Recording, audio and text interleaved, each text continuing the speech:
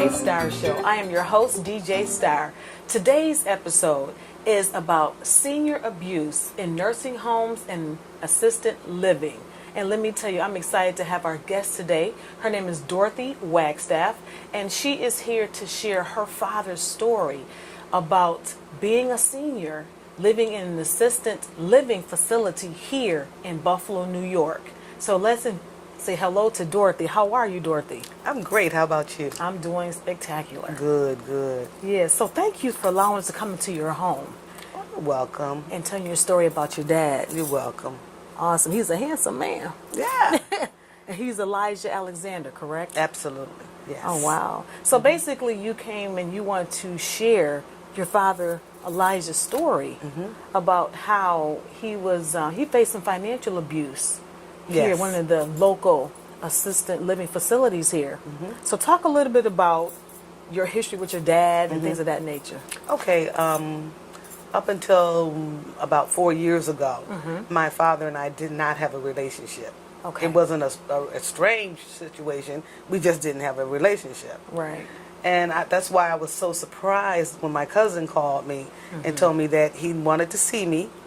And he wanted me to check on his finances Okay. at the assisted living facility where he and his girlfriend were cohabitating. Right. Well, they had been together for a lot of years, so I expected wherever he moved, she would move as too. well. So I went over to see what he wanted, and he said, well, can you find out what's going on with my finances? I said, sure. You have a right to know what's going on with your finances.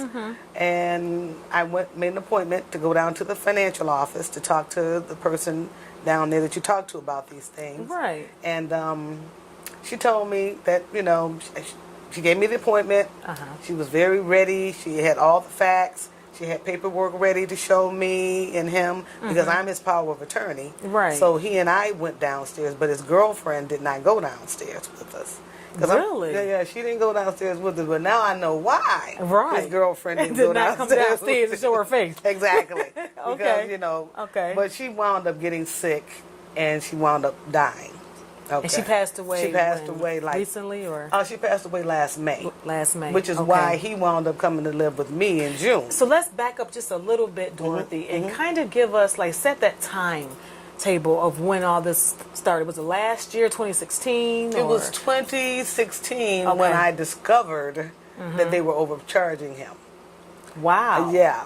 And see, when I went to see the person in the finance office, Okay. I didn't think it was weird that all but $400 per month of his income was going towards his living expenses. Gotcha. Because I didn't know how much his girlfriend had to pay because they illegally had them living in the same room together. Yeah, that does. Yeah. You cannot do that. I found out from the state investigator that unless you get special permission permission from the state, that's not allowed. Oh wow, that's good to know. Yeah, because I didn't know it either. I'm just getting educated about all this stuff. I understand. Okay. The way that I found out about the abuse was when I called back after I had gotten my dad out of the place and moved him in with me. I called back to the facility on behalf of another elderly couple who were not married and were thinking in terms of assisted living. So your dad was living in the facility. His girlfriend passed away eventually, and then you moved him in with you here, correct? Right, exactly. Okay. And you got a phone call from another friend, Right. to inquire about this particular facility. Exactly. Gotcha. Exactly. Okay. But when I called and spoke to the person in admissions, Yeah. she said, well, is this much for a single person? Is this much for someone who can get qualified for Medicaid? And she gave me all these figures and everything. I said, well, if it's only this much Right. for a single person, why was my dad paying $500 a month more than what Wow. So whatever that dollar amount is, he was paying a substantial amount. $500 a month more. A month more. For 6 years. For 6 years. For 6 years. Wow. So how much is that total? About $36,000. Oh, wow. Yeah. That's a lot. Nothing to sneeze at. Right. No, Okay. No, it's not. No. So, Okay. she boldly and just told me, well, it was $500 per month were going towards his girlfriend's room and board, her portion of it. Okay. I said, you can't do that. they're not married. He's not legally responsible. Right. Well, he said that it was okay. And So he gave a verbal. A verbal, they claim. Okay, I said, yeah, but he also said that he wanted me as his power of attorney and the beneficiary on his insurance. Well, come to find out, what he said was not honored there either. His girlfriend's son was my dad's power of attorney and his beneficiary on his insurance. Really? Yeah. Well, I found that out from the person in the finance department. Okay. You know, because when she gave me the power of attorney to look at, I'm like, who is this person? Right. And come to find out, it was the girlfriend's son. Wow. Yeah. Okay. Well, needless to say, You changed that immediately over. got that taken care of right away. You changed that real right quick. away. So, you know, it's like now I can laugh about it because I'm really kind of basically over it. You know, I believe that God has given me the peace. Okay. You know, I'm choosing my battles these days. Right. This is, I have like 2 more letters to write. Okay. Because I want the powers that be to know about this. Right. This way they cannot say that they did not know about it. And when they do know, they're accountable to the people, but they're also accountable to God. Right. Okay.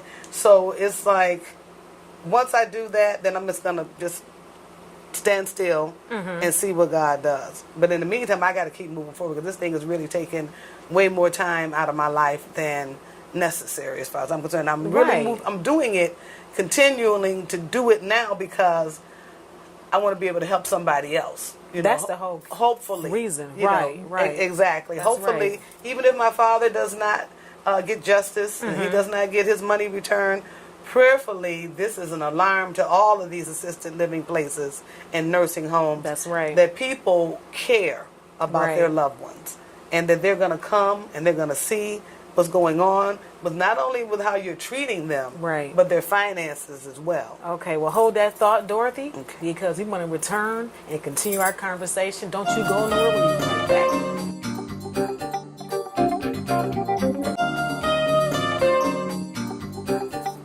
Welcome back to the show.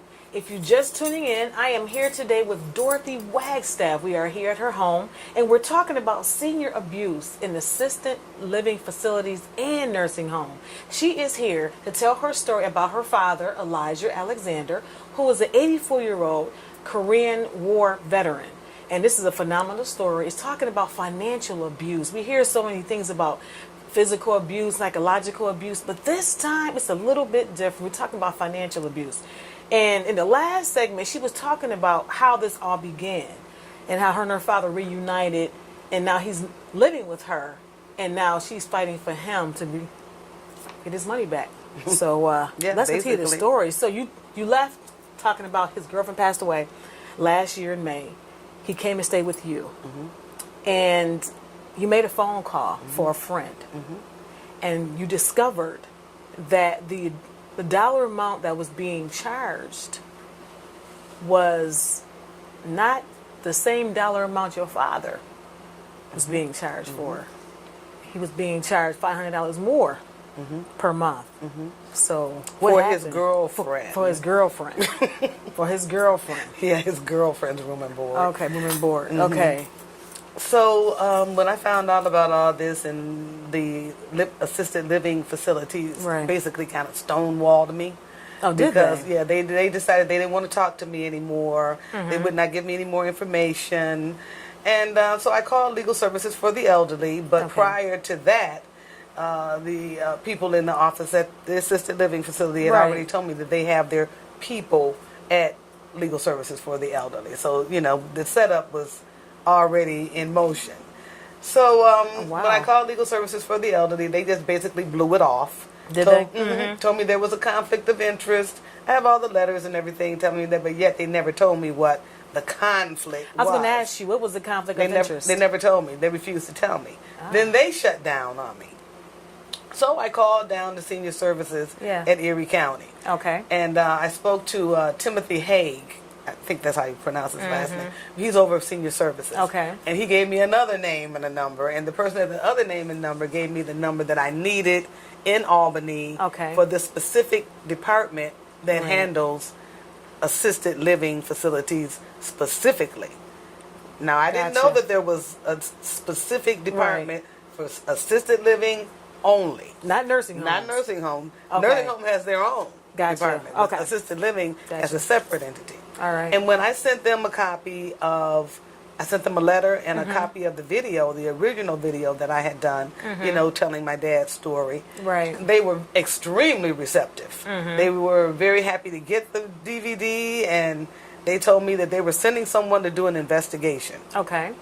Finally, about maybe 2 weeks later, someone called me, and she told me that it was.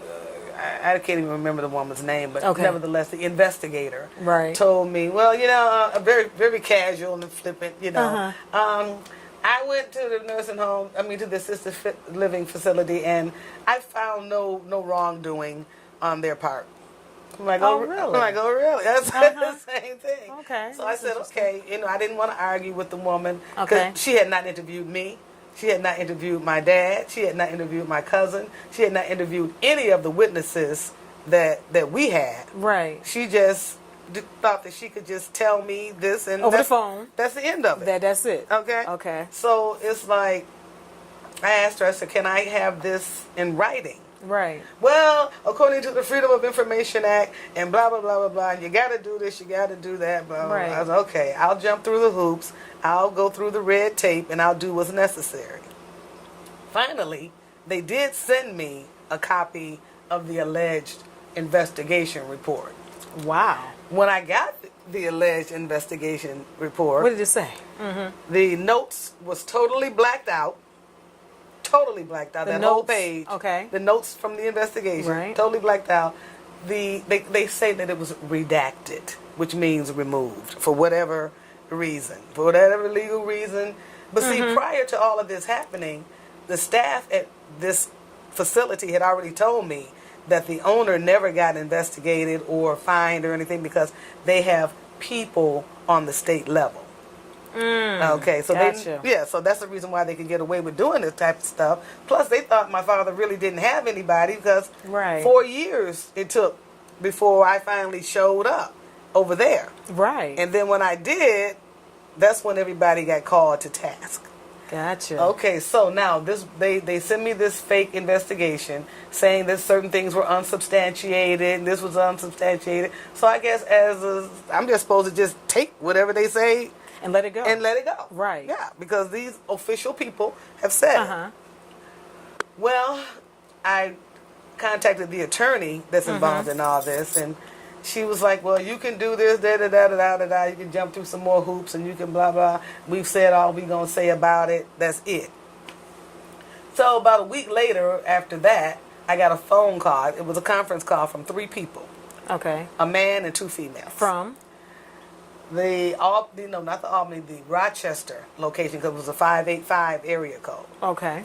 And they kind of like threw the names at me real quick and told me, well, they did the investigation. That's all we're going to do. We ain't doing nothing else. I said, well, can I have a copy of this lease agreement that you claim my father signed? No, we're not sending you anything else. That's it. We're done with you. Just like that. So they just pretty much shut this case down. That's it. They just shut it. Yeah. And I'm supposed to just sit back and say, okay. Yeah. But your dad is still out of $36,000. Yeah. You know. Wow. Okay, stay right there. Hold that thought. We'll be right back.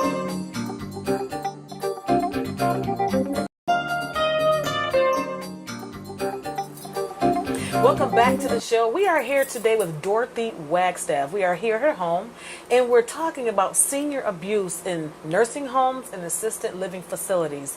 She's telling her story about her father, Elijah Alexander, whose picture is right here. He's an 84-year-old Korean War veteran.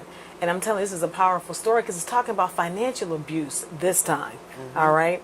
So this is our last segment. I'll talk a little about the outcome that you got when you started making those phone calls to the state.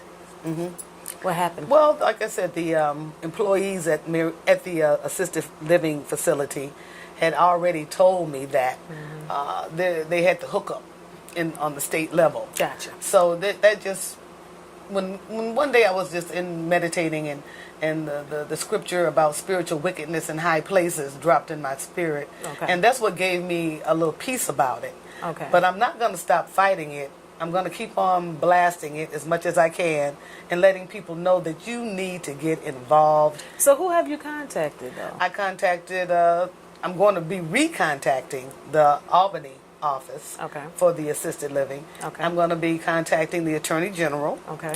the Better Business Bureau. All right. And Al Varder, he did show some interest in this particular matter, but he basically, has not said anything else about it.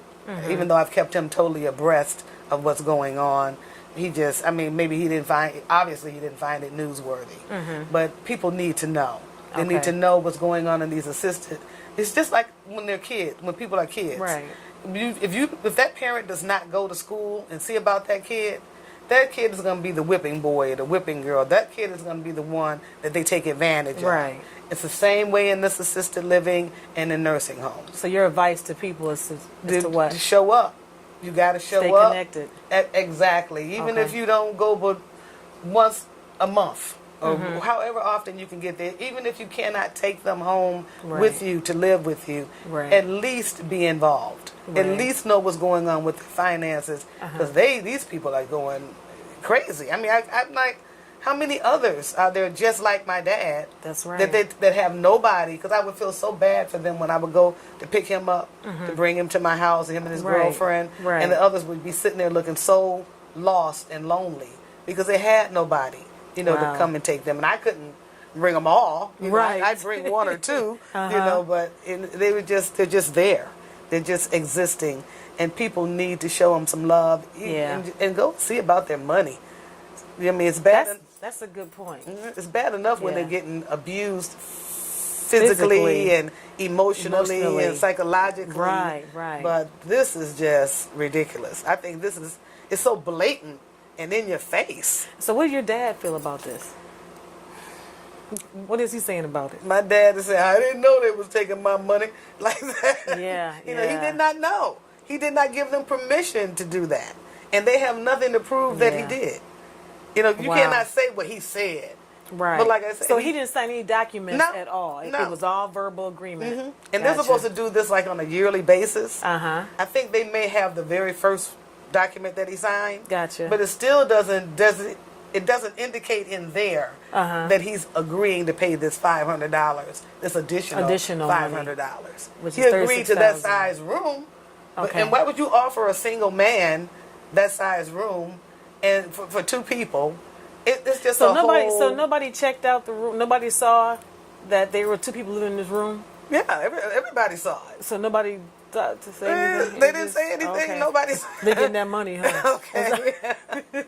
That's what it all boils down to. The money can just cause people to do all kinds of wrong and wicked things, and they did my dad like that. Wow. And I'm just so glad that I was able to see it. I'm so glad that I have a little background in legal matters. I was a legal secretary for over 25 years. So, we think we're lawyers with no degree. Right. But it helped. But at least I can write a letter. Right. That's right. I can make some noise. I can maybe, even if it only helps one person. Right. I'll be happy about it. Awesome. Well, I'd say that this is a heck of a story. I was reading on nursinghomeabusecenter.org. It talked about it has been estimated that there are between 4 to 5% of assisted living residents subject to being mistreated in nursing homes as well. Because they have no one to speak for them. And they were saying kind of like why this is happening as far as the staff. It's not, they're undertrained. If it's a larger facility, it's prone to senior abuse, and if the family members are not coming around often, this stuff can happen. Oh, even in the best of the facilities. That's right. Even the private facilities as well. There's neglect. And the prices. Oh my God, I've been looking for a place for my dad. It's they charge $16,000 a month for skilled nursing. Wow. A skilled nursing facility, $16,000. Who has $16,000 a month? Medicaid kicks in, I'm sure. Right. Otherwise, these people will be out on the street because they have nobody to take them into their homes. This is something. Well, you know what? Thank you, Dorothy. Thank you for sharing your dad's story. For giving me this opportunity. I just want to platform to let everybody know. Right. That this is happening. It's happening. It's been happening. Right. And be aware. Be aware, Be and, aware. and do the necessary paperwork. Become the Right. power of attorney. Right. Become the beneficiary. Maybe you might become a little bit more Right. sensitive to the finances. Right. You know, if you That's got all true. that going on. That's true. Well, I hope your dad gets justice with all of this, you know. He don't But, care. I'm the one that's out here fighting on the But- field. He just sitting in his chair in his room being chill. He like, hey, it's my daughter, Okay. Dorothy. Uh-huh. You know? Go get him. But thank you again, Dorothy. You're Definitely welcome. appreciate your story and your dad's story as You're well. welcome. Thanks for tuning in to the show. Check us out on Channel 20 here on Spectrum Cable. We're on Friday nights at 10 p.m. and watch the Real Teens Real Talk Show on Saturday nights at 8:30 p.m. here on Channel 20. And again, whatever you do, put God first and have a great day.